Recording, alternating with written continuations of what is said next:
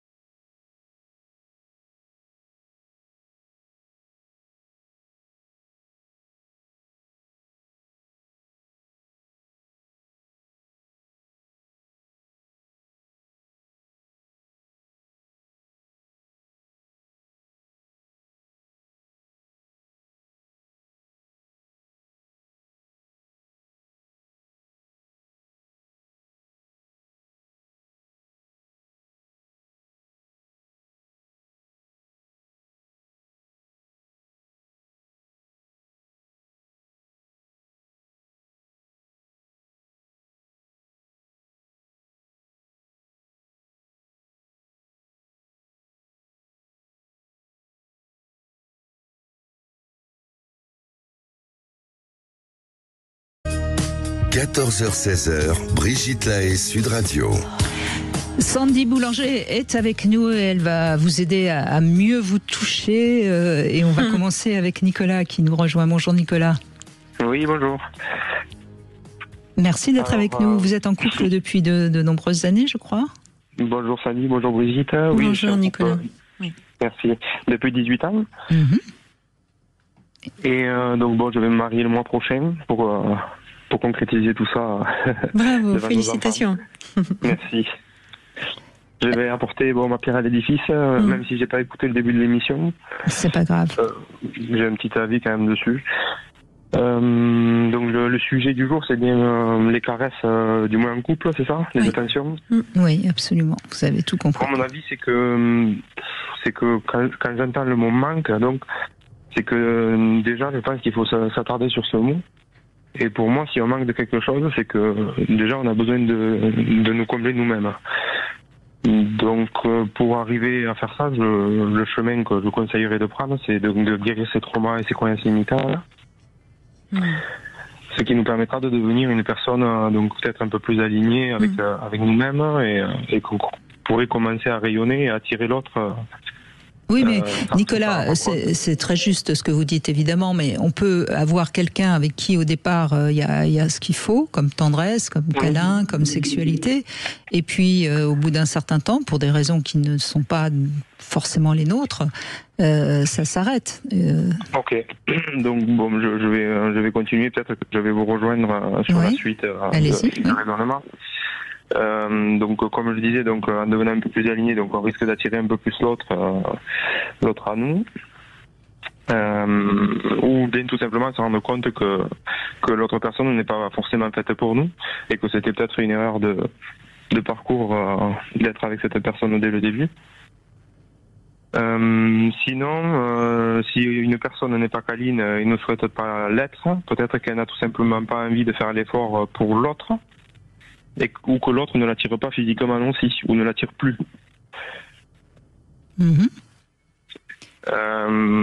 Et ensuite, donc, ce que je voulais dire aussi, c'est que je pense que tout doit être naturel, et que si une personne ne câline pas, elle doit être avec quelqu'un qui n'aime pas les câlins aussi, forcément. Ah oui, vous pensez ça, vous, Nicolas? Ben, ça peut faire en sorte que le couple peut perdurer. Mais vous ne croyez pas qu'il y a moyen, peut-être, et c'est pour ça que Sandy est là, d'apprendre le langage du toucher? Je sais pas trop. Je sais que moi je l'ai naturellement, donc je sais pas trop après l'autre cas si les gens peuvent se débloquer sur ce genre de. Non, mais peut-être qu'il y a d'autres thèmes dans votre personnalité, dans vos fonctionnements, qu'au début vous n'étiez pas. Oui, et que vous avez fini par acquérir, non? Oui, possible, oui. Je sais pas. Mais ça c'est de par la. Donc, vous êtes tous les deux, vous êtes tous les deux touche-touche dans le couple? Oui. Et il n'y en a pas un peu plus que l'autre? Non, je pense pas, non. Non, mais ça c'est chouette d'équilibre-là. C'est un équilibre qui s'est créé vraiment sans réflexion, quoi, on va dire. Oui, vous aviez le même langage d'amour à la base, quoi, déjà. Et puis après, voilà, peut-être qu'il y en a d'autres que vous avez dû apprendre l'un avec l'autre. C'est ça.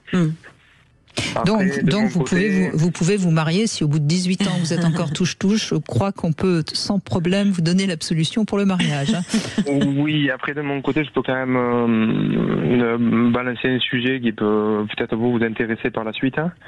C'est que je me suis intéressé à la rétention séminale. Et du coup, ça permet pour un homme de pas se vider un petit peu, on va dire, de son énergie sexuelle. Bien sûr, c'est l'art du Tao. De pouvoir créer avec. C'est surtout que quand on s'intéresse à cette pratique-là, qui est une pratique assez particulière quand même, ça prouve déjà qu'on est un homme qui n'est pas dominé par sa testostérone et son côté actif, agressif. Donc forcément plus câlin peut-être que la moyenne. Oui, c'est peut-être à l'écoute. C'est d'être à l'écoute. D'avoir toute cette énergie, on la remet sur le couple et ça fait que finalement, c'est encore mieux qu'avant même, quoi.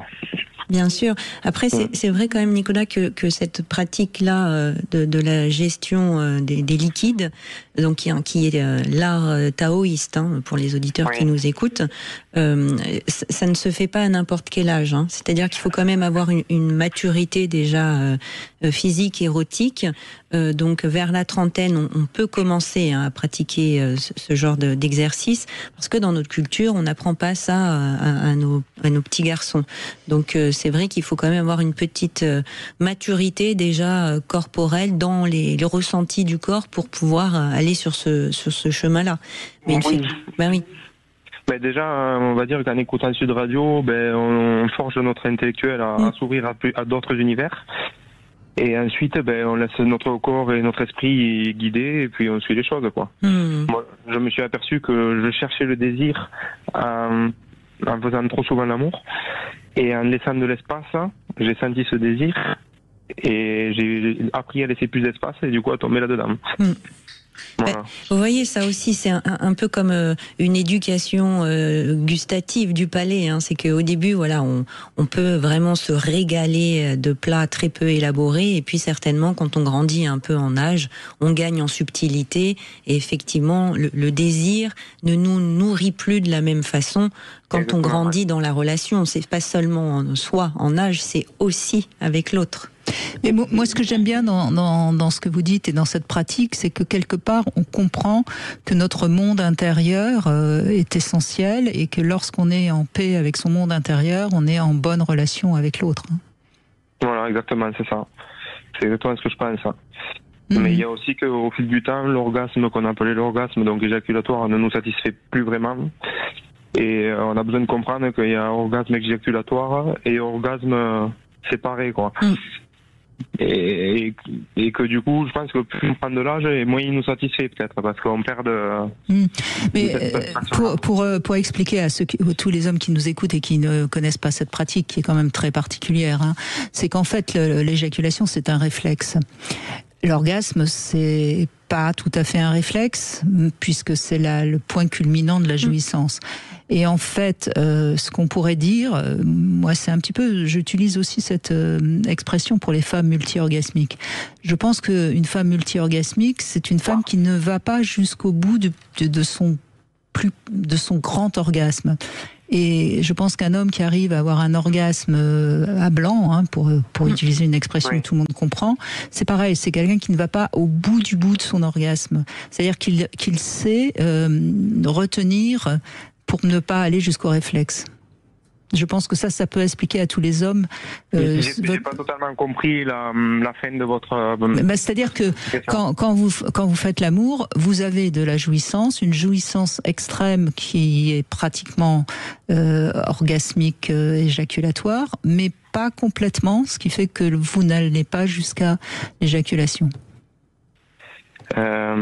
L'éjaculation, en fait, c'est l'aboutissement d'une croyance déjà, et de l'excitation, enfin, les palpitations, et une espèce de stress qui crée cette finalité. Non, c'est pas du stress, l'éjaculation. C'est une forme d'anxiété quand même, où on est débordé. Vous, ça vous inquiétait, vous, d'éjaculer ? Non, mais c'est un débordement, je trouve. Oui, on comprend bien maintenant pourquoi vous avez été vers ce chemin-là, et très bien. Non, c'est un réflexe. Oui. C'est-à-dire qu'on n'y peut rien. On n'y peut rien.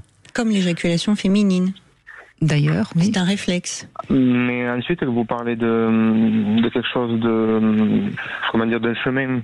Mais si on part du principe que la substance est ici pour créer des enfants, par exemple, alors pourquoi la gaspiller ? Sachant que c'est une force. Parce que parfois, quand on parle, on postillonne. Mais on gaspille pas, parce que ça se refait immédiatement, les spermatozoïdes. Mais moi, je gaspille parce que plus je me retiens, plus j'ai de puissance, plus j'ai Mais ça, c'est psychique.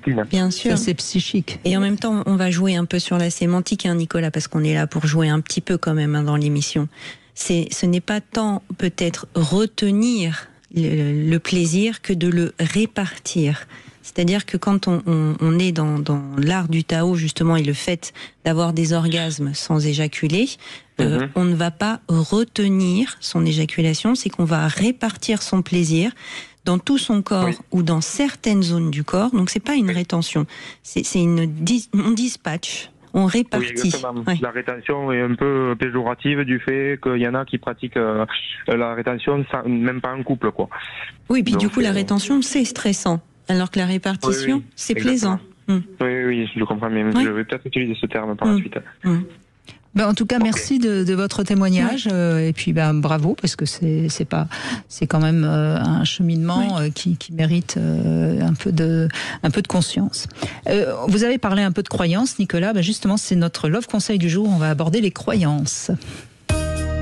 14h-16h, Brigitte Lahaie, Sud Radio. Cam4.fr, le plus grand site de webcam live réservé aux adultes. Brigitte Lahaie, Sud Radio, le Love Conseil. Eh bien, Sandy Boulanger, on va parler des croyances. Les croyances, elles sont nombreuses, notamment dans le domaine affectif. Et ce qui est important déjà, et ça, il n'y a que vous qui pouvez savoir, est-ce que votre croyance est bénéfique ou pas pour vous ? Parce que c'est ça qui compte. Une croyance qui est bénéfique, à la limite, on peut la garder. Une croyance qui est négative, autant lui tordre le cou. Donc, vous observez les résultats que vous obtenez dans les différents domaines. Vos croyances, est-ce qu'elles vous apportent les résultats désirés ? Si oui, vous les gardez. Sinon, ça prouve que vos croyances sont fausses, ou en tout cas qu'elles ne sont pas bonnes pour vous. C'est pas seulement quand nous savons ce qui est bon pour nous que nous acceptons facilement que les autres ne pensent pas nécessairement comme nous.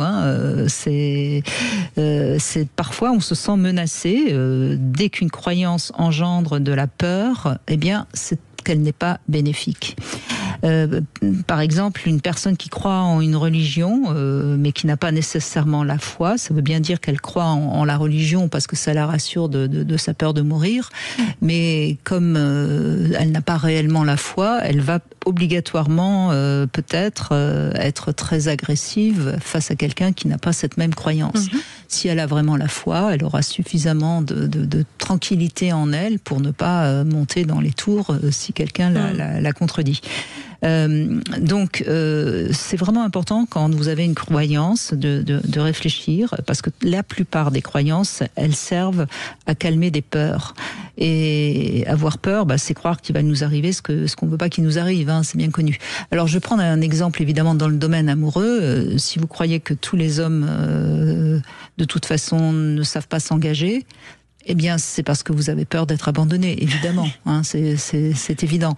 Et donc, cette peur, cette croyance que tous les hommes ne savent pas s'engager, qu'est-ce que ça va provoquer ? Ça va provoquer une incapacité à être suffisamment bien au début d'une relation pour que l'homme ait envie de s'engager avec vous. C'est de l'auto-sabotage. Exactement. Donc beaucoup de croyances en amour sont des autosabotages, et c'est vraiment pour ça que c'est essentiel de bien réaliser si on a des croyances qui se sont mises en place. Alors il y a des croyances qui se sont mises en place parce que nos parents nous ont répété que tous les hommes étaient infidèles, que de toute façon les femmes étaient pas fiables, enfin je ne sais quoi. Mais c'est vraiment important de tordre le cou aux croyances. La plupart des croyances sont là pour nous rassurer, et ça sert à rien. Tout en limitant notre monde, du coup. Bien sûr. C'est que le coût de cette sécurité est beaucoup plus élevé que son bénéfice. Donc, ce n'est pas positif. Non. On continue avec Marie qui nous rejoint. Bonjour Marie. Bonjour Brigitte, bonjour Sandy. Bonjour Marie. Merci d'être avec nous. Merci à vous. Alors, en fait, c'est lui qui est très câlin et vous, pas trop, c'est bien ça ? C'est ça, oui. Alors, je ne sais pas si c'est très courant, ce déséquilibre-là, dans ce sens-là, mais si, il n'y a pas de sens. Chez nous, c'est un sujet récurrent. Voilà, c'est que moi, j'ai pas besoin de ça particulièrement, mais lui, beaucoup plus que moi, il est toujours en demande. Voilà. Et c'est une demande de tendresse ou une demande de sexualité ? Les deux, mais même la tendresse simple, c'est très très important pour lui, quoi. Et vous êtes en couple depuis 2 ans, c'est ça ? Depuis 20 ans. Ah, 20 ans. Bon, on a oublié le 0 sur ma fiche. Oui, voilà. Ah oui, donc 20 ans, vous vous êtes adaptés quand même, tous les deux. Oui, tout à fait.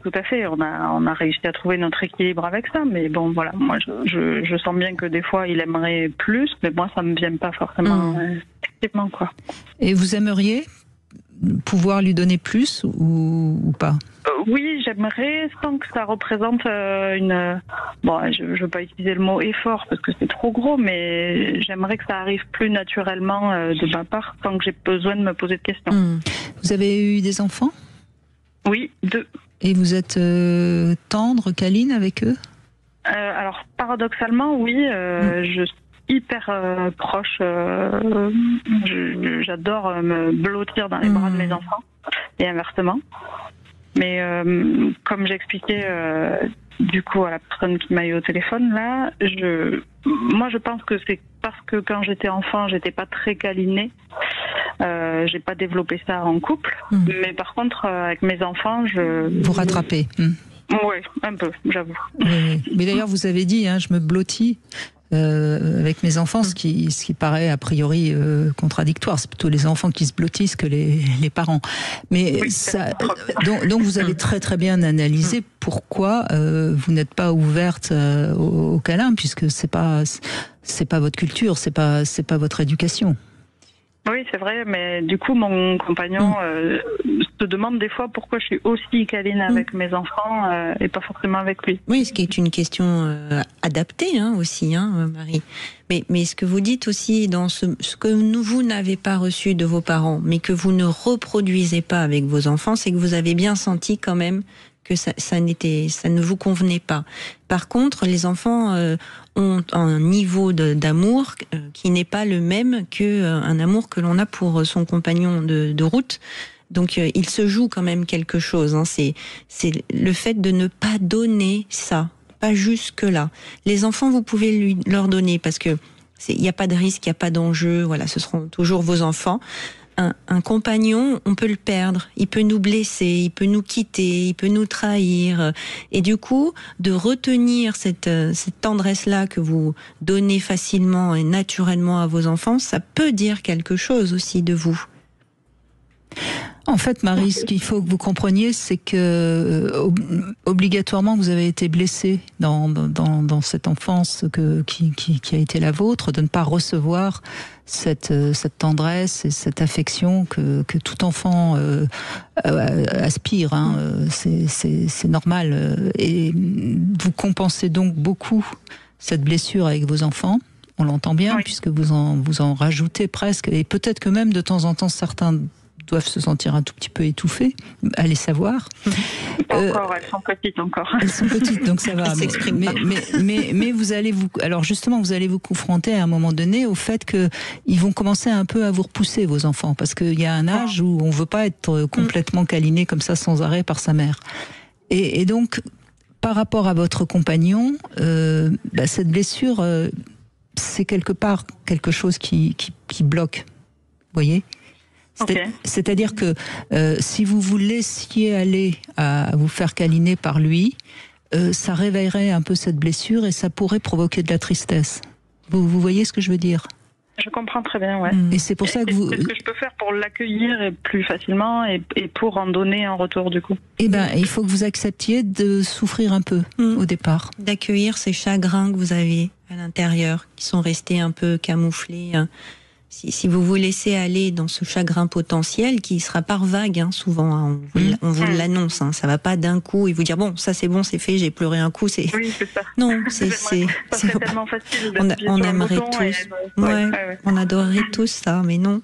Donc vous allez avoir des couches successives. C'est un comme un oignon, ouais. Exactement. C'est un abandon à ce chagrin inconsolable parce que certainement vos parents ont été, voilà, ce qu'ils ont été très bien, mais il n'y avait pas cette tendresse. Et puis, vous auriez eu besoin d'une autre forme. Bon, c'est pour ça que vous la mettez en place avec vos enfants. Mais je pense qu'elle est tout à fait possible avec votre mari aussi. Ça peut même beaucoup vous guérir. Mais ça risque, en effet, les premiers temps, à provoquer. Alors, il y a une sorte de tension un peu raide qui peut se passer chez vous pour justement ne pas lâcher. Parce que si vous lâchez, c'est le barrage qui s'ouvre. Je comprends très bien, ouais. Voilà.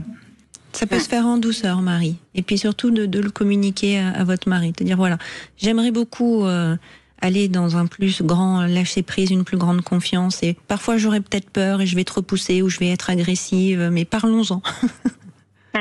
Hein ? Mais vous avez tout à gagner, hein, si vous êtes en confiance totale avec lui, ce qui me semble être le cas au bout de 20 ans, je pense que si vous êtes... Donc si vous êtes vraiment en confiance avec lui, vous avez tout à gagner parce que ça peut vraiment vous guérir et ça va vous aider quand vos enfants seront plus grands à mieux accepter qu'à un moment donné ils vont dire ouais, ça va, on s'est dit bonjour, on s'est fait des câlins, ça suffit là. Vous avez encore le temps. Non, mais... je ne veux pas ce jour-là, je ne veux pas. Mais dans quelques temps, vous n'y penserez même pas, tellement ça sera logique. Oui, je comprends. Et naturel. Oui. C'est très, que je repenserai tout sur lui, ça sera super. Ça se répartira, effectivement. Mais c'est très beau ce que vous partagez, Marie. Merci de cette authenticité. C'est pour ça que je suis d'autant plus confiante sur le fait que vous allez réussir, voilà, couche par couche, à vous laisser aller à ce chagrin d'antan qui va revenir, qui va remonter par vagues. Et parce qu'en face, vous aurez quelqu'un avec qui vous pourrez discuter. Parfois, il sera peut-être maladroit, parfois, il ne comprendra pas, mais c'est pas grave. Vous allez y arriver. Il faut que je travaille en parallèle ou en priorité la blessure avec mes parents d'abord. Enfin, voilà. Je crois pas parce que ils n'ont pas été des mauvais parents. Non, pas du tout. Donc, c'est juste que eux, leur éducation n'a pas été comme ça non plus. Donc ils ont vécu aussi la même chose que vous, donc ils ont reproduit. Vous avez eu la chance de ne pas reproduire avec vos enfants. peut-être parce que vous êtes un peu plus sensible, ou peut-être parce que la société est un peu plus ouverte, je ne sais pas, mais... Et parce que leur père est très câlin aussi, je pense que je me le suis autorisé. Comme vous dites, il y a de la sécurité par rapport à ça chez nous. Et du coup, au sein de notre famille, on a ouvert cette voie-là, complètement, ouais. Non, parce que je pense que vos parents pourraient le prendre comme un reproche. Et Oui, je ne crois pas que ça vous aidera pas. Je pense pas que ça vous aidera. Oui, en revanche, expliquez bien à votre compagnon que vous allez accepter cette petite thérapie corporelle, mais que ça peut parfois être un petit peu désagréable pour lui, parce que vos réactions peuvent être parfois un petit peu fortes. Épidermique, effectivement. Mais il se sentira utile, en fait, à vos côtés, vous voyez. C'est ça, la gratification. C'est que parfois, peut-être, ça va piquer, il va pas s'y attendre. Mais la gratification, c'est qu'il va vous guider sur ce chemin-là. C'est extraordinaire. C'est comme devenir parent ensemble. Quand on devient parent, il y a ce côté comme ça qui nous lie très fortement. Là, c'est pareil. Vous continuez à évoluer ensemble sur des fragilités, des vulnérabilités qui sont vraiment liantes, consolidantes, mais parfois ça pique. Mais ça va être extraordinaire, parce que c'est ça aussi le couple, hein. C'est ce qui nous permet de guérir des blessures, d'évoluer, de grandir ensemble. Donc moi je trouve que vous avez un chemin qui s'ouvre extraordinaire. Ah oui, vous nous faites pétiller les yeux, Marie. Merci à vous, belle analyse, et ça me donne des petites pistes, voilà, pour ne pas sans cesse me reprocher de ne pas avoir travaillé la relation avec mes parents. Peut-être qu'il y a une autre voie à aller chercher. Exactement. Ouais. Merci en tout cas de ce témoignage. On fait une petite pause, on se retrouve dans un instant et on peut continuer à se toucher au 0826 300 300. Vous voulez parler à Brigitte Lahaie, 0826 300 300. Cam4.fr, le plus grand site de webcam live réservé aux adultes. 14h-16h, Brigitte Lahaie, Sud Radio. Eh bien, on va donner dans un instant la parole à Eric pour écouter son témoignage. Mais demain, nous serons avec Michel Audoul et on va parler du corps, comment mieux écouter son corps. Et évidemment, on verra aussi comment calmer nos douleurs. Et vous pourrez, si vous avez envie dès à présent de réagir avec Michel Audoul demain, vous pouvez appeler le 0826 300 300. Eric, nous sommes ravis de vous recevoir, Sandy Boulanger et moi, et on vous écoute. Eh ben, bonjour à toutes les deux, c'est toujours un plaisir de témoigner chez vous. Et je rejoins ce que disait un de mes prédécesseurs, c'est que de vous écouter, ça ouvre certains horizons. Voilà, je vais vous prendre le cas de madame, de ma chérie, qui, dans son enfance, n'a pas été entourée d'amour, qui a connu son mari et qui n'a vécu qu'avec lui. À partir du moment où elle touchait son mari, ça se terminait forcément au lit et sexuellement. Donc très rapidement, c'était, l'acte, c'était ça. Donc pas de tendresse. Et depuis 2 ans que je suis avec, elle a vu son corps à travers moi. J'ai aimé son corps, la douceur, la tendresse, le fait de donner sans recevoir et de partager ça parce que c'est très important. Donc elle a découvert tout ça et ça permet un partage inconditionnel et de se dire ça existe, c'est possible. Donc si c'est un message que je dois transmettre aux autres hommes, parce que je suis très très câlin, mais il faut... Moi, je trouve ça formidable parce que depuis 14 ans, on a déjà eu 2 hommes qui nous ont appelés et qui sont très câlins. Hein. Donc, les néo-féministes qui nous disent que les hommes sont tous des plus dangereux que des ours. C'est peut-être qu'elles n'ont pas rencontré les bons hommes, voilà. Comment ça s'est constitué chez vous, vous croyez, Eric, ce langage-là d'amour, ce toucher, cette tendresse et... En fait, cette simplicité du toucher où voilà, il n'y a pas d'intention, il n'y a pas de manipulation, c'est plutôt clair et fluide chez vous. Comment ça s'est créé, ça, vous croyez ? Alors, j'ai eu une discussion très récente avec maman qui a 90 ans, lui disant que j'avais pas eu l'amour que je voulais quand j'étais jeune. Donc, comme beaucoup dans un couple et tout ça, on veut reproduire ce qu'on a vécu, ou ne pas reproduire ce qu'on a vécu avec nos parents. Donc, il s'avère que j'ai été très, très câlin et tactile. Depuis que je suis avec ma chérie, ce côté tactile où j'avais besoin d'être tactile avec tout le monde, je ne suis plus tactile qu'avec elle, parce que j'ai plus besoin d'exister à travers les autres. Avec ma chérie, je ne peux exister et être tactile qu'avec elle. Et ça change totalement la donne. Ça change tout, en fait. C'est intéressant parce que vous dites que vous étiez très tactile avec tout le monde. Et vous avez analysé pourquoi vous aviez ce besoin ? Le besoin d'exister. Ouais, bravo. Et d'être aimé. Ben oui, c'est évident. Oui, non, mais c'est évident. Non, mais on salue que vous l'ayez repéré. Tout le monde ne l'aurait peut-être pas repéré. Oui. Ah bah oui, c'est drôlement bien de faire cette analyse-là de soi quand même. Hein.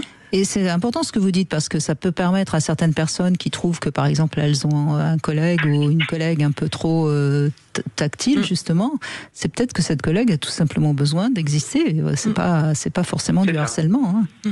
C'est ça.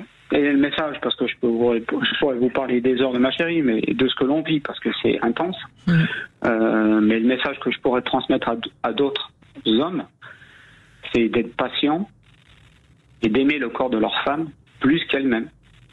Et ça leur permettra à elles de dire, mais on m'aime pour ce que je suis et comme je suis. Et ça peut développer un naturel. C'est ce que vous vivez. C'est ce que vous vivez pour vous aussi, Eric, non? Parce que là, vous parlez beaucoup de votre chérie, mais c'est ce que vous aussi, vous avez découvert avec elle? Que vous pouvez être aimé comme ça, en sécurité, et du coup... Pour moi-même, oui, exactement. Ouais. Parce que tout à l'heure, vous parliez, parce que vous dites plein de choses, et puis l'émission de demain va être très, très intéressante sur écouter son corps, mais elles sont toutes intéressantes, vos émissions. Merci. Pour autant, on parlait de rétention tout à l'heure. Je peux en témoigner, et puis je suis pas le seul homme, mais alors je vais pas faire un cas général, mais retenir à un moment donné son éjaculation ou ce plaisir, ça procure pour beaucoup de femmes un plaisir plus longtemps.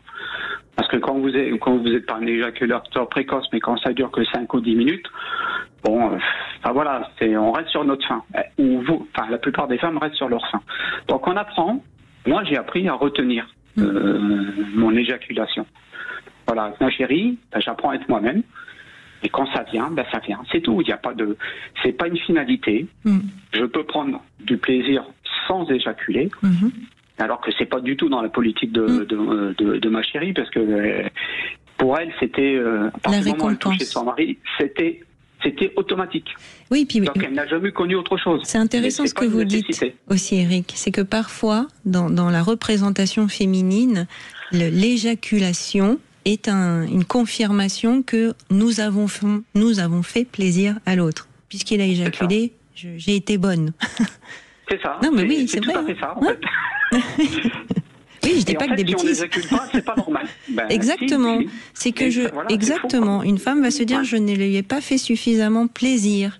Je ne suis pas suffisante. J'ai quelque chose, je suis exactement. Pas bien. Voilà, c'est ça. Et vous êtes aussi sur la rétention? C'est ce mot-là que vous ressentez? Non. Je l'ai été à un moment donné pour d'autres femmes avant de rencontrer ma chérie, mais je l'ai été pour pensant, je dis bien pensant, faire plaisir aux femmes pour que ça dure plus longtemps. Et comme le vieil adage dit, plus c'est long, plus c'est bon. Je peux vous dire que c'est pas systématiquement vrai. Voilà. Et il suffit. Alors, je vais vous le dire parce que c'est très très important. Donc, écoutez le corps de la femme, de sa chérie ou de son chéri, peu importe. D'être patient. Et quand c'est la bonne personne, ça se fait tout seul en fait. Mais il faut que ça soit la bonne personne. Et c'est très important ça. Donc vous êtes à l'écoute de votre corps aussi, alors j'imagine, Eric, pour pouvoir répartir votre plaisir, le retenir, le relâcher. Ouais, j'essaye. Et grâce à ma chérie, oui, on essaie de plus en plus d'être à l'écoute de l'autre, sans s'oublier. Voilà, c'est ça qui est important aussi. Oui, je suis contente de vous l'entendre dire. mais ce qu'il y a surtout d'essentiel dans votre couple, Eric, c'est qu'il s'est instauré une grande confiance mutuelle, et c'est ça qui a permis qu'elle s'ouvre un petit peu et que tout doucement elle accepte d'être plus tendre. Parce que finalement... Oui, pardon. Allez-y, c'est pas grave. Je vais juste finir parce que c'est important, mais que ce soit pour n'importe quel homme ou n'importe quelle femme. Moi, je prends l'exemple de ma chérie, mais je suis sûr qu'il y a plein qui se reconnaîtront là-dedans. Ne pas avoir eu de tendresse toute sa vie, ne pas avoir pu en donner, ne pas en donner à ses enfants, ne pas en donner, quelles que soient les raisons et les tenants, les aboutissants. Si on tombe sur quelqu'un qui nous met en confiance, ça peut tout changer. Voilà, c'est tout. Voilà. Oui, bien sûr. Mais moi j'aime bien émotionnel. Hein. Oui, moi j'aime bien l'idée le mot il faut apprivoiser. C'est comme un animal sauvage, quelqu'un qui a pas eu de tendresse. Donc forcément, il est sur le qui-vive parce que la tendresse, c'est un abandon. Quand on est tendre, on laisse tomber nos défenses. Et donc si on c'est ce qu'elle me dit tout le temps. Vous voyez, hein, je la connais, votre chérie. Ah oui, oui, une belle personne. donc il faut apprivoiser quelqu'un qui ne sait pas être tendre. Et apprivoiser, c'est long. Ça se fait pas en 3 jours. Hein. Ni en un mois. D'où mes trucs. Être patient. Oui. Aimer. Sans attendre du retour. C'est tout. Et c'est déjà énorme. Mais savoir quand même le recevoir. C'est compliqué, quoi. Eric, savoir quand même le recevoir quand il arrive. Hein. Oui. Non, je vous taquine. Je le découvre aussi à nouveau. Oui. C'est pour ça que je vous taquine. Je reviens un peu sur l'histoire. Parce que d'être concentré sur le corps de l'autre, son plaisir, son relâchement, c'est très très bien. Mais il y a un moment où on se rejoint quand même tous les deux, quoi. Sinon, on reste dans une posture de sauveur. But. Oui, non, mais c'est, peut-être au début un peu, mais après, l'essentiel, c'est ce qu'on se dit tous les deux, c'est qu'à un moment donné, même si on est un peu plus axé sur l'autre pour l'instant, parce qu'on a chacun nos blessures, à un moment donné, il faut se retrouver, être ensemble et s'écouter, voilà. Et ça va venir naturellement. Et ça vient naturellement. Naturellement, avec de l'attention et du boulot derrière, quand même. Allez. Moi, j'adore vos naturellement. Non, c'est naturel. Si faire l'amour, c'est du boulot, il faut changer, alors.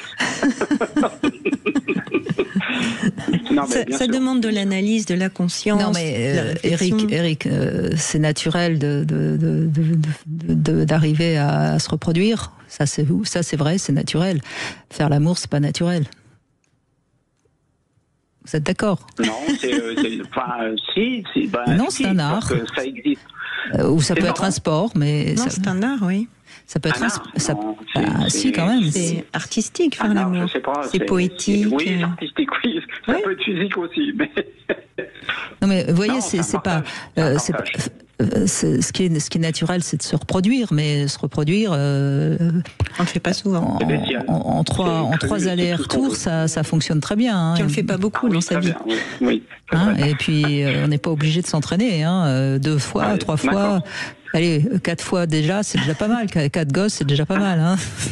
Dit comme ça, vous donnez envie quand même. Donc, vous voyez, c'est vraiment important de comprendre ça, parce que le jour où on comprend que la sexualité, c'est pas quelque chose de naturel, puisque ça demande une compréhension de son corps, du corps de l'autre, de son cœur, de ses émotions, de ce qui nous bloque, de ce qui... on peut devenir un meilleur amant. Tant qu'on croit que c'est naturel, on reste au premier basique. Vous me faites penser à quelque chose, et je pense que c'est très important finalement. C'est au-delà des clivages de dire on n'a pas été aimé, on n'a pas eu de tendresse, on ne reproduit pas, on n'a pas envie de reproduire, peu importe. Mais il y a le fait de parler d'amour, de parler de sexe. Je peux vous dire que c'est drôlement important de pouvoir en parler librement. Oui, mais si on est totalement bloqué, comment on en parle? On y arrive. La preuve, on y arrive. On y arrive. Pour quelqu'un pour lesquels c'était tabou, parce que je suis désolé, en France, le sexe reste tabou. D'en parler, c'est encore pire. Et je trouve que d'en parler, déjà, c'est énorme. Et ça donne un certain esprit de joie en faisant l'amour. Voilà. Non mais oui, ça c'est sûr, je vous rejoins. En fait, voilà. Parce que c'est difficile, c'est vrai, vous avez raison Eric, Brigitte. Parler de sexualité dans le couple, c'est complexe. Oui, ça je confirme. Parce qu'on peut se dire, mais pourquoi tu dis ça? Tu n'es pas satisfaite, tu n'es pas satisfait par ce que je fais, qui je suis. Mais en même temps, quand ce n'est pas dans une lutte de pouvoir, mais une vraie quête de croissance, vous avez raison Eric, c'est un chemin qui est très, très plaisant. Merci en tout cas Eric pour cet échange et bravo à vous et continuez, vous êtes sur la bonne voie comme on dit. Alors la petite devinette du jour, Sandy Boulanger, écoutez bien, hein, la médecine actuelle met 5 fois plus d'efforts pour améliorer la virilité masculine et pour améliorer l'esthétique des femmes. Et qu'est-ce que ça va finir par donner dans quelques années? La réponse, c'est après les infos. Sud Radio, votre avis fait la différence. Merci à Sud Radio de pouvoir m'exprimer et pour la qualité de vos informations. Sud Radio, parlons vrai. 14h-16h, Brigitte Lahaie, Sud Radio.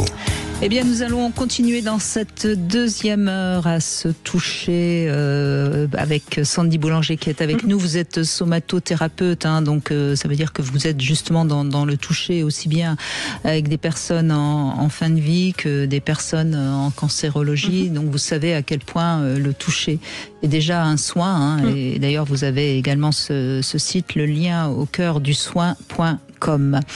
Vous êtes également sexothérapeute et surtout vous avez écrit L'art du toucher, c'est sorti aux éditions de la Musardine, c'est un peu le fil rouge de cette émission aujourd'hui. Alors on va donner la parole à Frédéric qui nous rejoint, mais je voudrais la réponse à ma devinette. Donc oui, la médecine actuelle fait 5 fois plus d'efforts pour améliorer la virilité, pour améliorer l'esthétisme des femmes.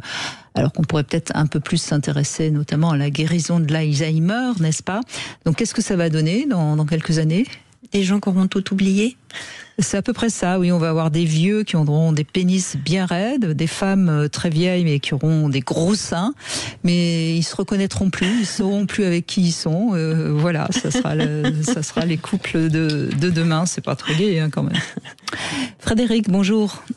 Bonjour Brigitte, bonjour Sandy. Bonjour Frédéric. Donc vous êtes en couple depuis longtemps aussi, hein, donc c'est bien. Aujourd'hui, on a des couples qui durent. Qui durent. Ouais. Plus de 20 ans, hein, je crois. 23 ans de mariage et on s'est connus en 99. D'accord. Ça fait 26. Ça fait 26, hein, c'est facile. Hein, 99, 25. C'est ça. J'étais bonne en calcul mental, mais là, j'ai pas beaucoup de mérite. Oh, je compte plus, moi, je compte plus. On est bien, on compte pas les années. On est très bien. Ouais, ça fait plaisir de vous entendre à la rentrée des vacances. Je vous ai manqué un peu. Alors oui et non parce que j'écoutais quand même les replays, donc vous étiez quand même avec nous sans être avec nous. Ouais. Mais c'est vrai que moi ça m'arrive parfois justement de profiter d'écouter un replay parce que ça me permet de peut-être de m'améliorer. C'est vrai que même moi je me souviens pas toujours, alors j'imagine bien qu'on peut réécouter l'émission sans que ce soit redondant. Ouais, non, ça fait vraiment plaisir de vous revoir. Bref, on va pas se mettre de la pommade, hein, on va juste plutôt vous écouter. Vous étiez pas très câlin au début, hein, c'est ça? En fait, c'est pas vraiment ça. Enfin, si, bien sûr. C'est qu'en fait, les effusions un peu trop.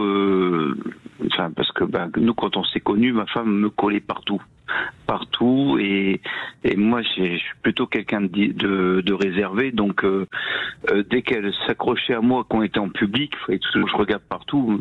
Vous étiez gêné, un petit peu gêné, hein, c'est ça? Complètement gêné, même complètement. Ouais. Donc, j'ai repoussé. C'était impudique pour vous. Hein. Mais d'ailleurs, le terme est fort. Hein. Elle s'accrochait à moi, alors que si ça se trouve, elle était à vos côtés à vous tenir la main, quoi. Non, elle s'accrochait. Non, il fallait vraiment montrer qu'elle était avec moi. Il faut dire que moi, j'ai connu ma femme avec un très gros complexe, des gros complexes, pas qu'un seul. Hein. Déjà, le fait, elle avait toujours peur que je la quitte constamment. Donc, il fallait toujours qu'elle montre qu'elle était très amoureuse. D'accord, oui. Donc, le terme s'accrocher, peut-être pas totalement faux. Oui. Il est adapté, oui. Ouais. Il y avait ça, et même moi, tout le temps qu'on est ensemble, elle s'aime pas. De toute façon, son aspect physique, ça l'a toujours dérangé. Elle est toujours à se dénigrer. Elle est moins bien que les autres. Donc, j'ai eu très souvent dans des moments de calvaire, de cafard, qu'est-ce que tu fais avec moi? Je suis un pas vrai si bien calvaire, que les quoi. autres. Ouais. Ah ouais, non mais donc moi j'ai toujours dit que c'était la femme de ma vie, que certes, j'ai pas non plus été à embellir les choses parce que je savais très bien que ça servait absolument à rien du tout. Une fille, si on lui dit qu'elle est parfaite, elle va toujours dire que c'est faux. Donc moi j'ai dit bien sûr que t'es pas la plus parfaite, mais t'es la femme qui me convient. C'est la femme avec qui je veux construire toute ma vie avec. Je veux pas une autre, je veux personne d'autre. Bien sûr qu'il y en aura toujours des beaucoup mieux, mais j'en veux pas des mieux. Je veux pas, moi. C'est elle que je veux. C'est tout ce que je lui ai dit, moi, toujours. Ouais, c'est touchant. Et donc, vous avez développé un peu plus cette acceptation du toucher, mais peut-être parce que le sien est devenu aussi un peu moins intrusif, invasif, mais plus juste? Moi, je dirais qu'au fur et à mesure qu'on a construit notre vie de couple, elle s'est un peu plus affirmée. Bon, par contre, son acceptation d'elle-même, elle a jamais changé. Hein, elle s'aime pas, c'est comme ça. Mais par contre, elle s'est un peu endurcie. C'est-à-dire qu'elle a tout misé sur ses capacités à travailler, enfin à être une personne sur qui on peut compter.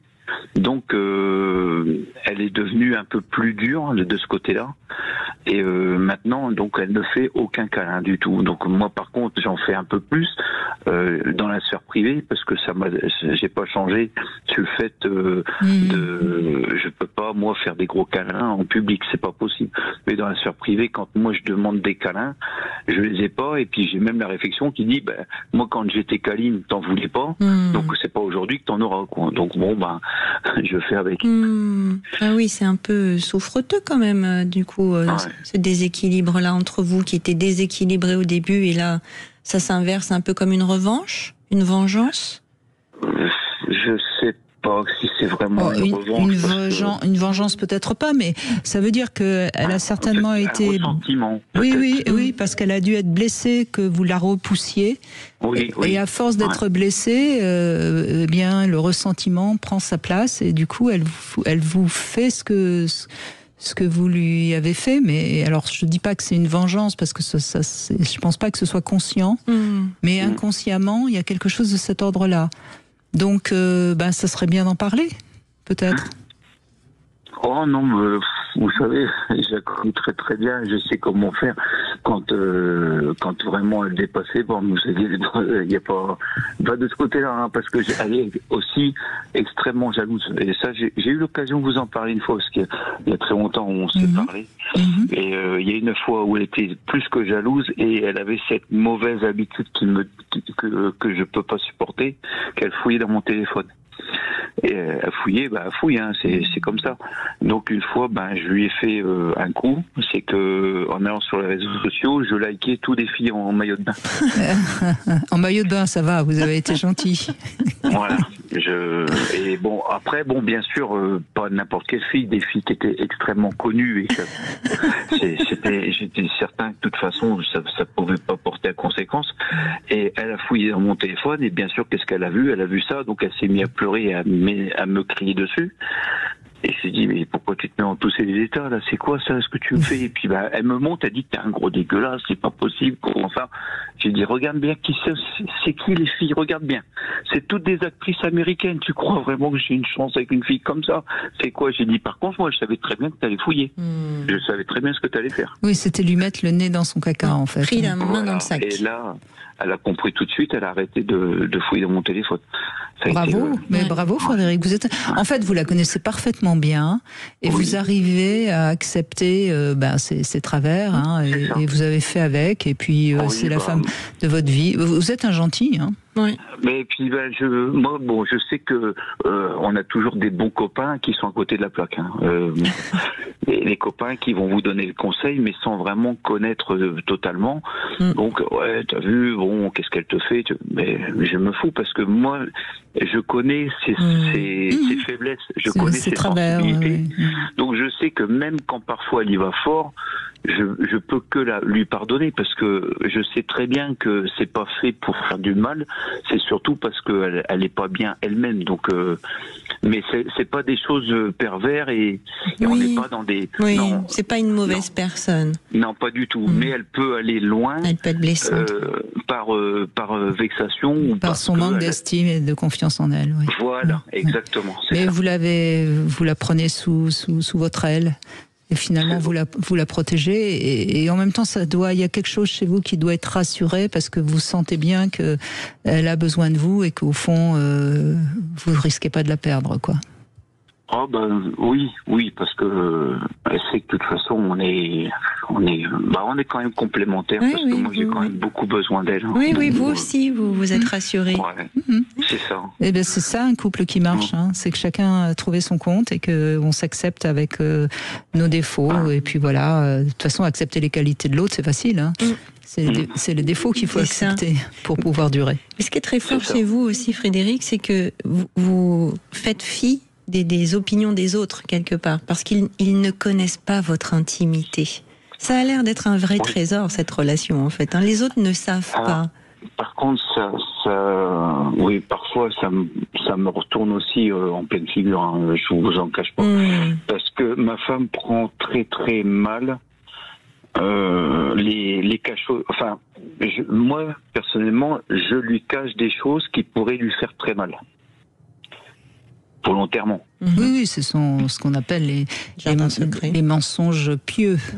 Bien voilà, sûr. bon, je sais, moi je trie, je dis ça, c'est une chose qu'il faut pas qu'elle connaisse parce que je sais que ça va lui faire mal. Donc je le trie. Mais au moment où il y a quelqu'un qui lâche le poteau rouge, alors là, je m'en prends. J'ai dit oui, mais tu te rends compte que si je t'avais dit ça, t'aurais pas aimé. Oui, mais non, je préfère savoir. Et elle réagit toujours très très.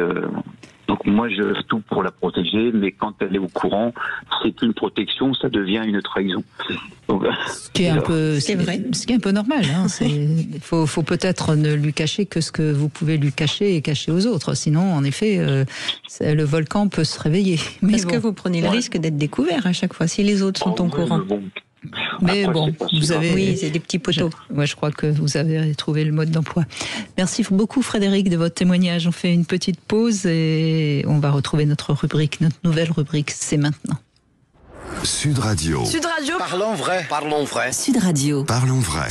Cam4.fr, le plus grand site de webcam live réservé aux adultes. 14h-16h, Brigitte Lahaie, Sud Radio. Et avant de retrouver notre nouvelle séquence, c'est maintenant. Demain, nous serons avec Michel Odoul. On va parler du corps, comment mieux écouter son corps. On parlera évidemment aussi du rôle de la respiration.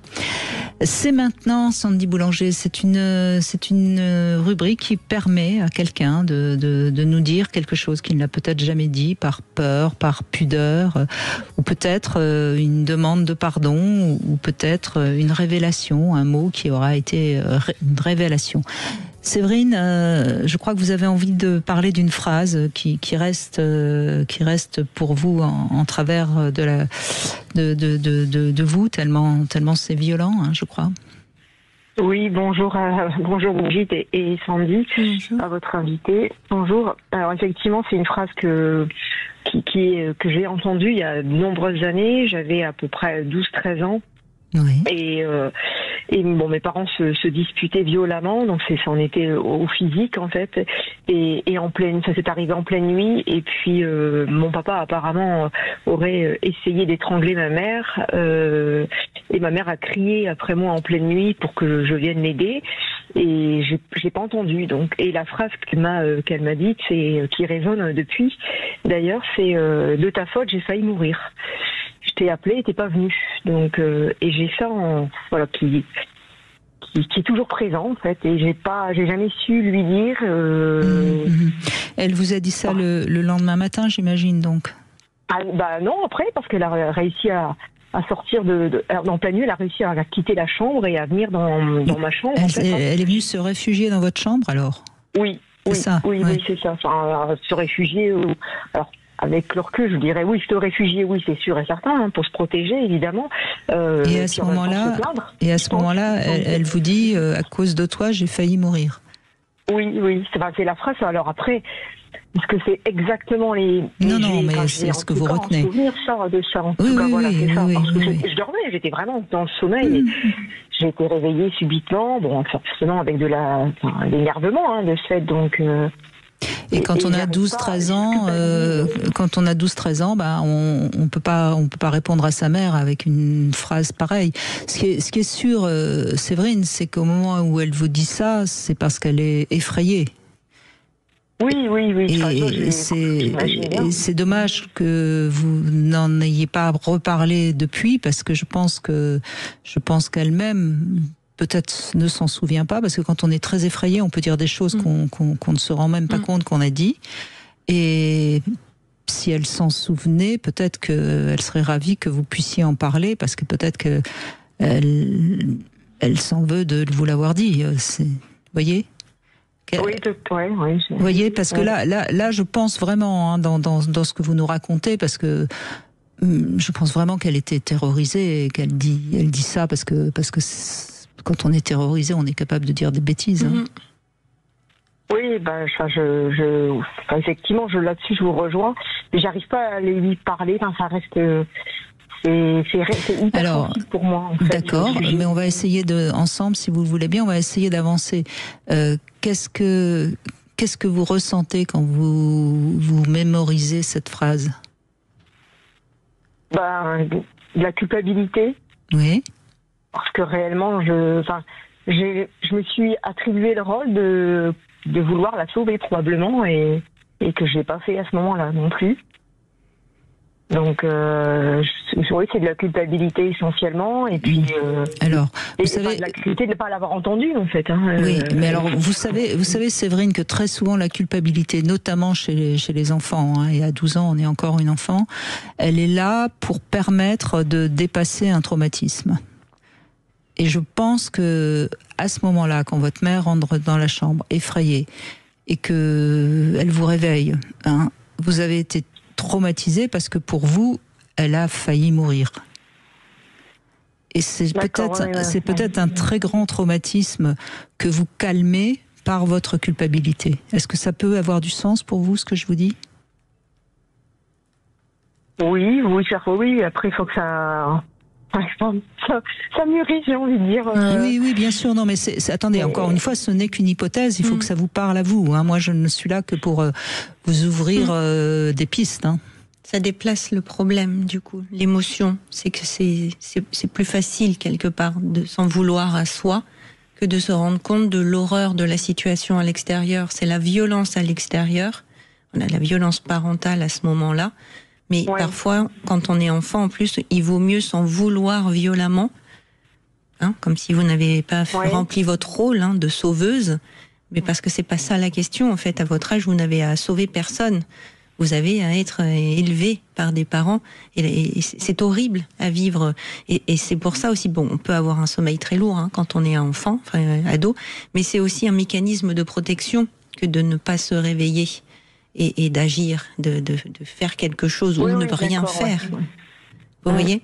Qu'est-ce que vous auriez fait ? Malheureusement, plusieurs scènes se sont renouvelées. Alors, pas de cette façon-là, pas en voulant tuer, étrangler ma mère, puisque c'était un excès de colère, mais bon. Mais après, il y a eu d'autres scènes où on m'a réveillée plusieurs fois la nuit parce que il criait. Il y avait d'autres c'est ça, des criers ou voir mon père qui était dans un état très alcoolisé et ce qui augmente ce traumatisme. Parce qu'il y a eu le traumatisme initial et puis ensuite toutes ces nuits, toutes ces fois, etc., etc. Le coupable dans l'histoire, c'est votre père. Oui, bien sûr, oui, tout à fait. Oui.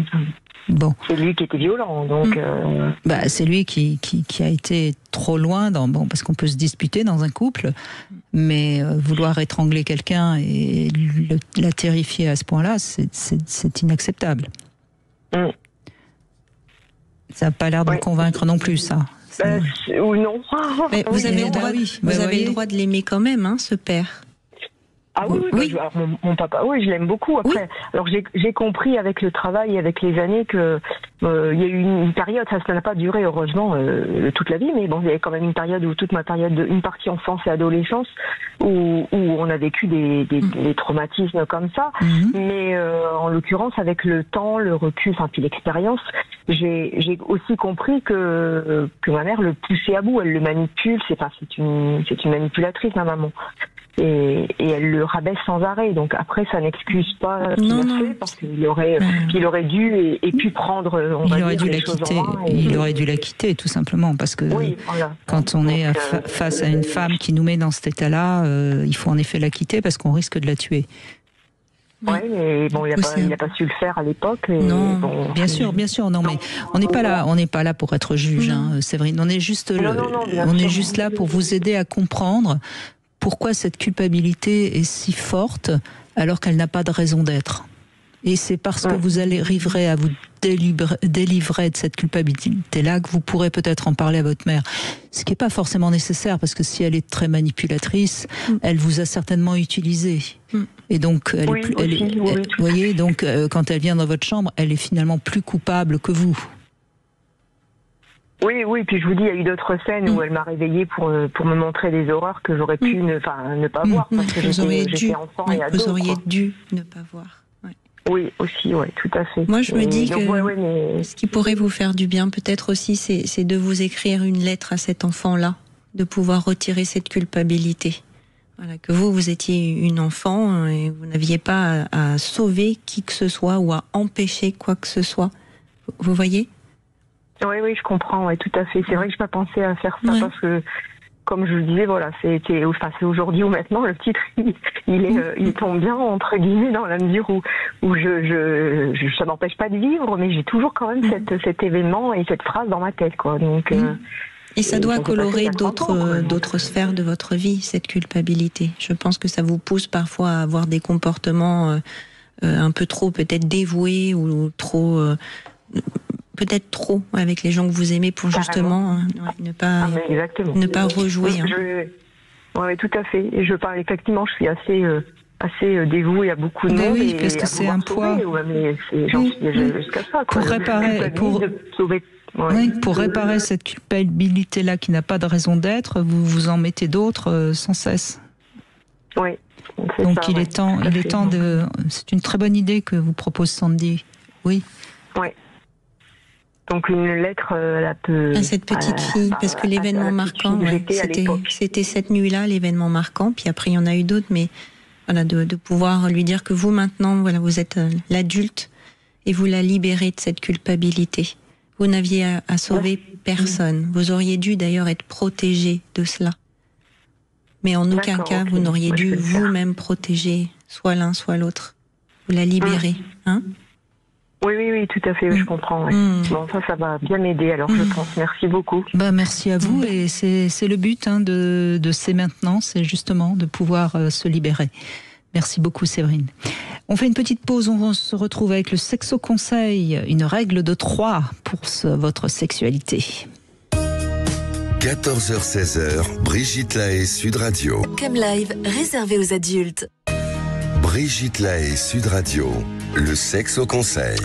Alors Sandy Boulanger, vous ne connaissez peut-être pas cette règle de 3, mais je suis sûre que vous la connaissez en fait. Pour être et rester un bon partenaire sexuel, il suffit en effet de connaître cette règle de 3 et de s'en souvenir. Alors d'abord, notre zone érogène essentielle, c'est le cerveau. Alors, c'est pas utile de croire qu'il faut s'exercer des heures, d'apprendre des trucs par cœur. Non, il suffit d'être en relation avec son corps, son cœur, et c'est le cerveau qui joue ce rôle de médiateur en recueillant nos émotions et nos sensations. Première, donc, chose essentielle. Deuxième règle, notre aphrodisiaque le plus efficace, c'est notre imagination. Et oui, si on a en plus de l'imagination, déjà... ça fonctionne pas mal, notre sexualité. Et la troisième règle, c'est l'anticipation. Parce que le plus excitant, c'est ce qui va se passer. Hein, on le sait bien, c'est monter l'escalier. Hein, je parle pas des préliminaires. Hein, c'est bien important quand je parle d'anticipation. Donc, en préparant votre rapport sexuel, vous provoquez un début d'excitation qui est certes peu mesurable, mais tout à fait efficace. Et évidemment, si en plus vous envoyez des signaux à votre partenaire avec un peu d'imagination, vous lui envoyez donc de l'énergie excitante, et c'est du coup, cette petite attention, ces quelques signaux, ça fait que ça va partir en feu d'artifice, la relation sexuelle. Donc vous voyez, c'est intéressant parce que vous vous attendiez peut-être à des choses beaucoup plus sexuelles, non. Mais c'est très important, cette règle de 3. Ah oui, je pense que c'est d'ailleurs la base d'un bon immeuble érotique. Si on imagine que l'érotisme est un immeuble et qu'on gravit des étages avec joie et discernement, effectivement, c'est la base. Hein. Mais vous savez très bien que je suis cycliste et je dis toujours que s'il y a un organe chez moi à préserver, c'est mon cerveau. Donc je vais prendre un casque. Vous avez bien raison. Vous avez bien raison. En tant que sexothérapeute, bien sûr. C'est mon cerveau que je préserve. Voilà, donc n'oubliez jamais cette règle de 3. Bonjour Patricia. Oui, bonjour Brigitte et bonjour Sandy. Bonjour Patricia. Donc vous êtes plutôt pudique, vous? Oui, assez. Je suis assez mal à l'aise avec les compliments et les caresses. Je ne sais pas pourquoi. Mais c'est vrai que j'ai du mal à recevoir et à donner, en fait. À donner aussi? Oui, à donner aussi. Ouais. Alors, moins maintenant. Mais avant, j'avais plus de mal. Maintenant, j'ai un peu moins de mal. Alors, qu'est-ce qui fait que vous êtes un petit iceberg, Patricia? Je pense que c'est une protection. Bien sûr. Oui. Et souvent, ça protège un cœur bien sensible et délicat. Oui, c'est ça. Je pense que c'est une petite armure que j'ai tellement peur de plein de choses. Que je peux pas trop donner. Encore une fois, il y a deux raisons principales qui fait qu'on se protège. Hein. C'est soit en effet parce qu'on a peur, ou c'est soit parce que ça fait mal. Aussi. Et si ça fait mal, c'est parce que ça réveille des blessures qui sont très très très profondes. Hein. Oui, que j'ai certainement pas encore réveillées. Oui. Oui. C'est important de bien comprendre parce que chaque cas est un particulier et il y a peut-être un peu des deux, mais c'est important de comprendre vraiment qu'est-ce qui fait que vous avez besoin de cette armure. Parce que si vous voulez un jour la faire tomber, si vous voulez la garder, mais à ce moment-là, vous n'auriez pas appelé. Voilà, c'est pour ça que j'ai décidé là d'aller creuser avec quelqu'un, avec un thérapeute. Oui, donc il faut comprendre quand est-ce que vous avez mis cette armure en place, hein, est-ce que c'est dès l'adolescence vous étiez comme ça, très très pudique et pas du tout. Je pense que je l'étais beaucoup plus et que je me suis un peu lâchée, mais c'est plus vieux que l'adolescence, je pense. D'accord, donc ça vient de votre enfance. Oui, je pense. Oui. J'ai plein de problèmes à régler, je crois, à ce niveau-là, oui. Pour une future relation amoureuse, en tout cas, c'est sûr. Alors, c'est pas forcément toujours nécessaire en thérapie de remonter à l'enfance. Hein. Ça peut être, ça dépend de vous, de ce qui réellement est blessé. Je sais pas trop. En fait, j'ai fait quelque chose, mais je pense que j'ai pas été touchée la corde sensible pour une relation amoureuse épanouie et non pudique, quoi. Je pensais. Dans votre vie amoureuse, vous avez eu des relations qui ont duré? Vous avez eu Oui, j'ai eu 2 relations après ma rupture de 25 ans de vie commune. J'ai eu 2 relations de 4 ans et demi. Et alors j'ai compris une chose dans ces relations, c'est que à chaque fois je prends pas la bonne personne. Ça, je l'ai compris. Et ensuite, non, pour cette pudeur, j'ai pas encore creusé. Donc vous choisissez pas la bonne personne, c'est-à-dire vous choisissez des hommes qui ne vous conviennent pas, des hommes qui sont violents, méchants, humiliants. Non, pas violents, pas méchants du tout, non, pas du tout, mais qui ne me correspondent pas, genre une relation, la personne n'aimait pas moi j'aime marcher, j'aime faire des sports, j'aime plein de choses, et que le jardinage, et que la personne n'aimait rien de tout ça. La deuxième personne, c'était une personne en qui je n'avais pas confiance, et j'ai quand même maintenu la relation alors que je n'aurais pas dû, parce que je n'ai jamais eu confiance. Donc pour moi, c'était pas une bonne relation. Voilà. Au départ, je sais, et j'y vais quand même. Donc de ce côté-là, déjà, j'ai compris qu'il faut pas y aller. Oui, enfin, en même temps, c'est pas des vraies raisons de pas y aller. On peut être avec quelqu'un et ne pas avoir les mêmes passions communes, par exemple. Oui, mais là, c'était plus compliqué, en fait. C'était plus compliqué pour moi. Et celui avec qui vous êtes resté 25 ans, qu'est-ce qui n'allait pas?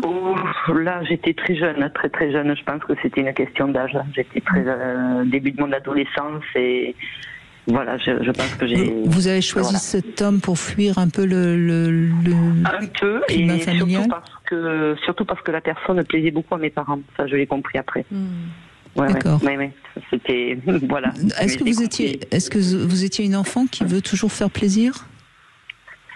Disons que adolescente, oui, parce que j'avais l'impression d'être une enfant pas aimée, voilà, pas aimée, déjà pas désirée, déjà ça c'est sûr, mais après pas aimée. Donc il fallait quand même, absolument. Et puis je me suis souvent sentie abandonnée aussi. Donc quand j'ai trouvé cette personne-là qui plaisait beaucoup à mes parents, du coup ça m'a permis de me rapprocher de mes parents, etc. Mais donc au fond, Patricia, puisque vous êtes quelqu'un qui n'est pas aimable, pourquoi il faudrait accepter de s'ouvrir? Autant garder son armure, puisque de toute façon je suis pas aimable. Je pense plus que je suis pas aimable. Je ne le pense plus. Je pense au contraire que je suis aimable, et moi j'aimerais aimer aussi, quoi. Oui, mais voyez, cette armure, elle a servi. C'est quelque part, c'est les autres qui vous l'ont mise. C'est important de comprendre ça, ce que je viens de dire. Oui, bien sûr, c'est pas. Vous voyez, c'est les autres qui vous l'ont mise, cette armure. Et bien sûr, il a fallu qu'il y ait des choses qui fassent. Donc il va falloir commencer. Il va falloir. Je continue, parce que je pense que vous avez la tête dure. Donc puisque c'est les autres qui vous l'ont mise, il va falloir leur rendre. Et pour leur rendre, il va falloir un petit peu les critiquer, les détester, leur dire vos 4 vérités. Vous voyez ce que je veux dire? Oui, mais non. Si. Sinon, vous allez la garder, l'armure. Oui. Je comprends ce que vous voulez dire. Je sais bien que vous avez compris. J'ai eu détesté le père de mes enfants. Je l'ai eu haï, mais je ne pouvais pas garder ça, en fait. Non, mais c'est même en amont qu'il faut détester là. Il faut. Vous savez, Patricia, pour se libérer de parents qui ne nous ont pas suffisamment apporté ce dont on avait essentiellement besoin, il faut savoir être en colère contre eux, et il faut savoir leur reprocher. Après on leur pardonne, et puis on est en paix. Mais il faut passer par ça, par la colère, par la rancœur, par la... Alors je pense que j'y suis passée il y a des années de ça, par rapport à ma mère, et après j'ai compris, et je lui ai pardonné. Voilà, il me semble que je l'ai fait. Peut-être pas assez. Non, parce que vous restez encore très, très verrouillé, très protégé. Sinon, ça se serait ouvert aussi. Et puis, peut-être que vous choisissez pas les bons hommes, mais peut-être aussi que vous n'arrivez pas, vous, à vous montrer tel que vous êtes, et à pouvoir partager aussi, du coup, avec ces hommes-là. Mais qu'est-ce que je dois faire alors? Il faut la faire tomber, cette armure, parce que comme les hommes avec qui vous pourriez être heureuse, ils peuvent pas voir qui vous êtes avec l'armure que vous portez. Bien sûr. Vous voyez, donc forcément, c'est voué à l'échec, vos rencontres. Donc il faut vraiment faire ce travail de faire tomber l'armure. C'est pas facile, mais vous pouvez aller travailler ça en thérapie. Hein. Moi, je vous ai donné un éclairage un peu violent parce que c'est mon rôle. Hein. J'ai quelques minutes pour vous aider, donc il faut que je tape dur. Hein. Mais là, j'ai pris la décision, oui, quand même, parce que je vais pas bien et j'ai pris la décision. Oui, c'est bien. Je vais aller voir quelqu'un. Mais c'est important ce que je vous ai dit. Moi, je vous conseille de réécouter en podcast parce que entre ce que vous m'avez dit au début, qui est ce qu'on entend comme ça, de manière un peu systématique et que peut-être un mauvais thérapeute pourra vous dire, et puis ce que je vous ai dit, il y a une vraie différence et elle est fondamentale. Mais c'est vrai que l'image que je donne aux gens, pas que des hommes, mais les gens en général, je suis quelqu'un de dur, de solide, de costaud, de courageuse. Ouais, mais il faut creuser. Je suis malheureuse, quoi. Je peux être triste. Mais Patricia, je vous rassure, quand j'étais très très jeune, on me croyait très très dur. Hein. Donc on peut la faire tomber, l'armure. Ah là là, ça doit être difficile de devenir vulnérable, c'est sûr. Non, c'est pas difficile. C'est magnifique d'être vulnérable. C'est pas difficile. C'est pas difficile, mais c'est long. D'accord, oulala. Mais je suis pas très jeune, alors j'espère que c'est pas grave. Mais oui, on transforme les armes en outils de jardinage, en fait. Hein. Ah, ça, je connais bien les outils de jardinage. C'est pour ça que j'utilise cette image-là. C'est parce que je pense que vous pensez que c'est inaccessible et long, alors qu'en fait, vous avez déjà beaucoup de choses qui sont en place. Vous pouvez vous faire confiance pour faire tomber cette armure. Bon, je vais y travailler. Je vais réécouter quand même pour bien... Oui, ça va à froid, pas tout de suite, mais dans 2-3 jours. Oui, d'accord. Merci Patricia, merci beaucoup. On fait une petite pause et puis on va conclure dans un instant sur Sud Radio. Vous voulez parler à Brigitte Lahaie, 0826 300 300. Cam4.fr, le plus grand site de webcam live réservé aux adultes. 14h-16h, Brigitte Lahaie, Sud Radio.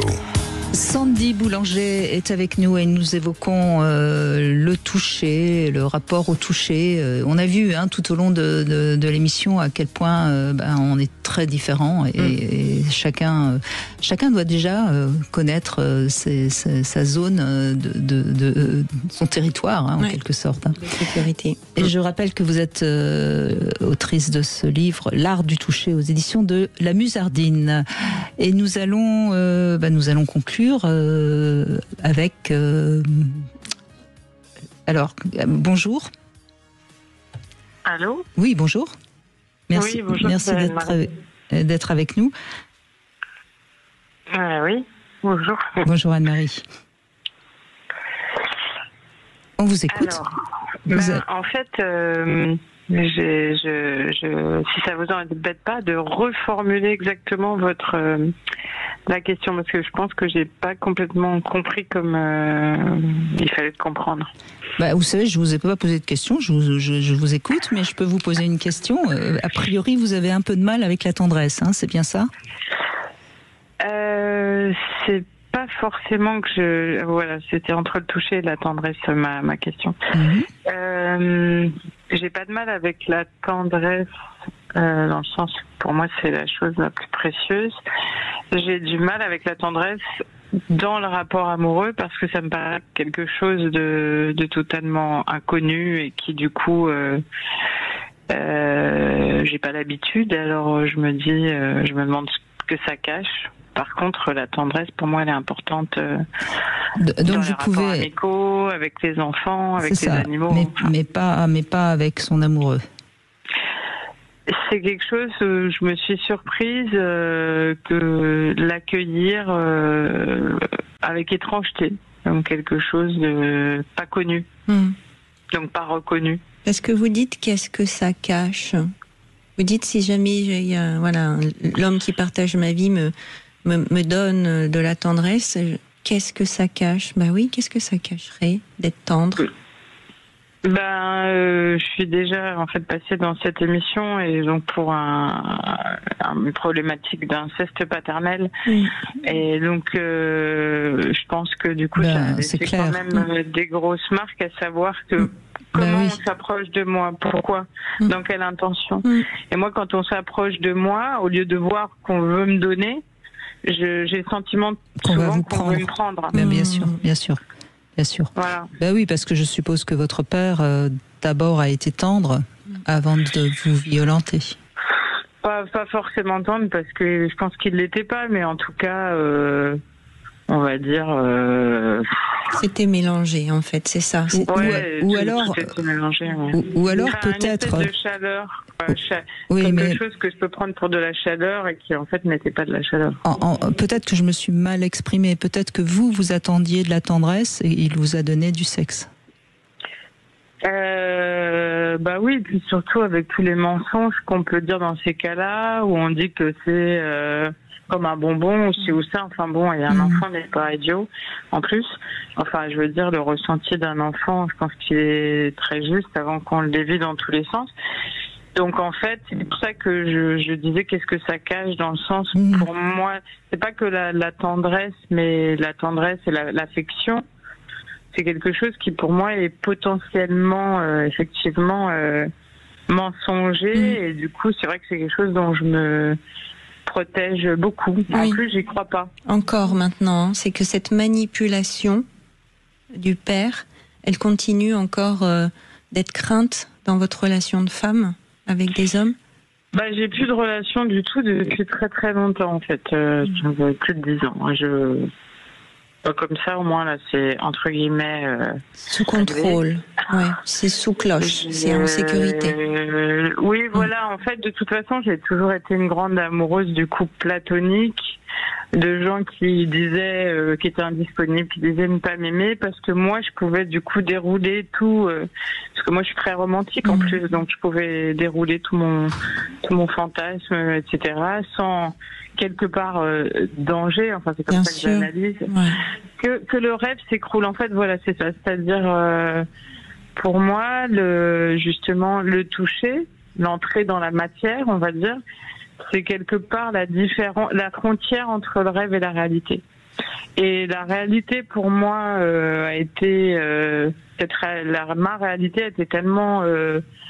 douloureuse, décevante, violente, etc. Que du coup je me rends compte que en fait maintenant je me barricade dans le rêve parce qu'il est sans danger. J'ai très peur du passage à la réalité. Par exemple, pour vous donner un exemple précis, j'ai eu récemment une amitié ou deux où finalement j'ai senti qu'il y avait une proposition de l'autre côté qui était plus amoureuse, avec quand même du respect, avec des qualités que j'aurais pu attendre d'une relation, et en fait par peur de briser ce rêve qui était possible qui était intact dans l'amitié, j'ai pas consenti à franchir ce pas. Vous n'êtes pas passé à l'acte, oui. Non, je passe par le toucher. Et c'est dommage parce que moi, je suis quelqu'un de très tactile en plus. Il y a comme un conflit à l'intérieur de vous entre cette femme qui voudrait vivre avec sentiment, avec... peut-être même un peu de passion, pourquoi pas, parce que quand vous parlez un peu de... Et puis, malheureusement, le fait que vous restez encore trop meurtri dans votre chair pour pouvoir... Et ce que vous dites est assez significatif, de passer du rêve à la réalité. Mais l'amitié n'est pas un rêve, c'est déjà une réalité d'un degré de lien. Tout à fait. Oui. Mais disons que je sens que de l'autre côté, il y aura une proposition et que du coup, ça reste... Oui, mais Anne-Marie, ce que j'entends bien chez vous, c'est que tout est complètement compris. Vous savez très très bien pourquoi vous fonctionnez comme ça. Vous savez très très bien pourquoi vous avez mis tout ça en place et comment vos défenses vous permettent de tenir debout, et bon an mal an de pas être trop malheureuse. Mais en même temps, vous avez fait l'impasse sur une vie affective et sexuelle qui pourrait être meilleure. On est bien d'accord. Ah bah ça, qui pourrait être tout court. Oui, bien sûr. Alors moi, je pense que, je suppose que vous avez déjà fait beaucoup de travail pour être aussi lucide sur ce que cet inceste a provoqué. Mais je pense que le travail qui n'a pas été encore suffisamment fait et qui est toujours très douloureux, c'est d'être plus dans les ressentis à la fois corporels et émotionnels qui ont provoqué justement cette mise en place d'un fonctionnement où on met à distance tout ce qui pourrait refaire vibrer le corps et les émotions. Ouais, bah ouais. Après, je pense pas qu'il y ait que l'histoire avec mon père. Il y a une distanciation. La mère, c'est aussi très important. Il y a une distanciation qui s'est presque fait d'entrée de jeu, en fait. Puis moi, je suis née en prématuré, donc à l'époque, on savait pas qu'il fallait mettre les bébés, les bébés contre les mamans, ni même que les mamans avaient le droit plus que le droit, il fallait qu'ils prennent leur nourrisson. Et l'attachement ne s'est pas fait. Je sais pas ce qu'est l'attachement, en fait. J'ai un problème d'attachement. Oui, mais ça, c'est comment dirais-je, c'est encore une autre part qui est blessée, certes, mais qui se répare pas de la même manière. C'est-à-dire que ce sont deux choses fondamentales. La première, c'est cette blessure de ne pas avoir été touchée et accueillie, si je puis dire, dans votre corps, et de vous sentir exister dès vos premiers instants. Donc ça, c'est le fait d'avoir été prématuré et d'avoir été laissé un petit peu à l'abandon. Donc ça, c'est une blessure archaïque très profonde, certes. Et puis après, il y a ce traumatisme dont on parle souvent dans cette émission, de l'inceste, en plus du père. Donc c'est deux choses différentes. Et bravo d'avoir réussi à tenir debout. Moi, voilà. Mais c'est pas facile. D'ailleurs, effectivement, je dis souvent, j'ai un problème de contact, c'est-à-dire soit il n'y a pas de contact, c'est-à-dire du côté de la mère, soit il y a un faux contact, un mauvais contact du côté du père, et le vrai contact, le contact juste. Que je sens quand je vois certains couples et que je reconnais, je me dis c'est beau quand ça circule aussi simplement, aussi avec toute la confiance, avec je le vis un peu par procuration en regardant les autres. Oui, c'est pour ça que vous parlez beaucoup du rêve. Mais écoutez, Anne-Marie, il y a peut-être moyen par des techniques, je pense notamment à la spiritualité profonde, des choses plus peut-être psychocorporelles, oui, qui peuvent vous permettre de commencer à toucher tout doucement cette part de vous-même qui est très très très protégée, et on peut le comprendre. En tout cas, merci de cet échange. Merci à vous, Sandy Boulanger. C'est vrai que c'est pas toujours simple, parce que là, il y a en effet deux grandes choses à réparer qui sont profondes. Merci, Sandy Boulanger. Continuez à faire le travail formidable que vous faites, et on se retrouvera en octobre pour parler du cancer du sein, puisque c'est le mois d'octobre et que c'est un mois dédié à ce cancer du sein. Demain, nous serons donc avec Michel Oudoul et on écoutera son corps. Et tout de suite, vous retrouvez Marie pour C'est votre avenir. Sud Radio, c'est vous qui donnez le ton.